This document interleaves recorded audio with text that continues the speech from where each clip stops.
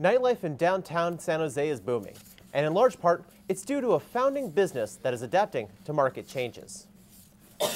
Downtown San Jose has enjoyed a shift in culture over the past few years, thanks to a bar named Single Barrel. Prior to that, San Jose's bar scene was dominated by clubs and stabbings. It was pretty shady around here, to be honest with you. It was essentially 4 nightclubs all competing for the same kind of crowd, which is a little bit more of that kind of crowd where they're out to either get drunk and fight or get drunk and fight. Their change to the cocktail bar formula brought a fresh squeeze of lemon to San Jose. 5 years ago, I believe they opened, and it was the first place where people actually stood in line for a very expensive but very tasty cocktail. Bartenders crafted drinks to the customer's taste and kept the room count down to maintain a speakeasy atmosphere. By bringing the younger crowd downtown and the older crowd out of their homes, money came downtown. Perception is beginning to change because of the development.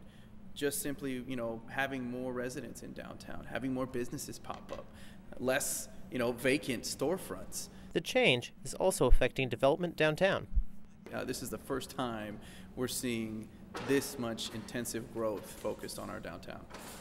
And the change is cycling back into the people walking down South First. I'm excited to see Four Corners become a spot where both fully grown adults with disposable income and kids that have left the home to go to school mingle with the kind of kids that go to school.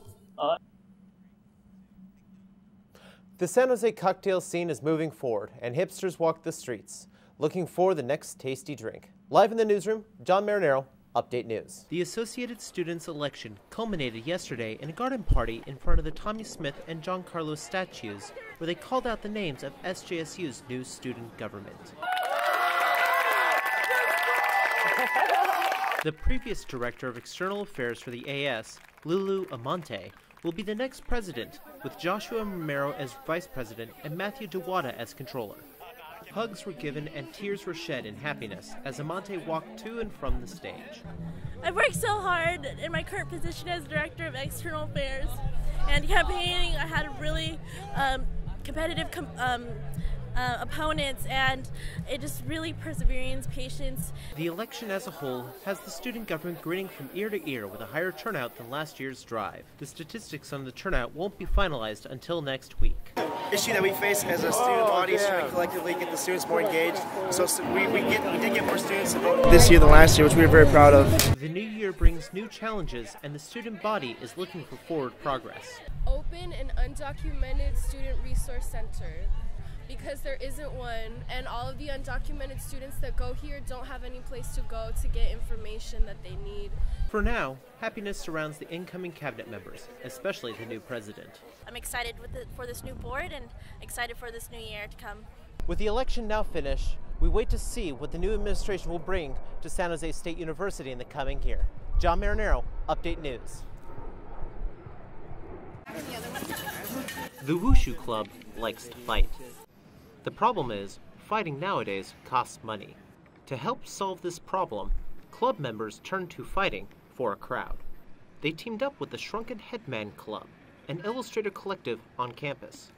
Together, they can perfect their fighting and pay for tournaments. What we're doing is we're doing wushu poses for art students, so in this figure drawing event over here. So we do like all the poses we normally do with wushu or tai chi, and they're going to draw like the figures of us because they normally don't get people who are in those poses. This provided the Shrunken Headman Club a better venue to introduce young artists to drawing something more dynamic. They're usually at night in the building and just with regular models, but today we get to draw really exciting poses and interesting things. It isn't just performance for the Wushu Club, it's practice. It helps us see where we're at with our abilities, because normally we move through movements very quickly, so here we can go through sequences of movements that we normally don't go through quickly, so that there's like certain poses in between, like the really important ones that you have to get right, and here you got to do it. For the artists, poses provide more than just shapes to sketch. They are a priceless experience. I really like the ones with the lions. Okay. They have some really good like story moments that you can sit down and capture. So I'm probably going to be using a lot of these really dynamic poses for other projects or like personal work, so it's great. Thanks to the combined efforts of the Spartan Wushu Club and the Shrunken Headman Club, art is back in martial art. John Marinero, Update News. Thanks, Abe. A South Carolina police officer was charged with murder earlier this week. A video surfaced on the internet late Wednesday night of the interaction between the North Charleston police officer and the unarmed victim. Viewer discretion is advised. The video contains graphic content. Here's Quinn Dang with the coverage. A festival decked out in blue and gold took over part of the bookstore on campus this week. Spartans are getting ready for the rest of their lives. The 5-day competition will have them matched against more than 500 other performers from all around the world.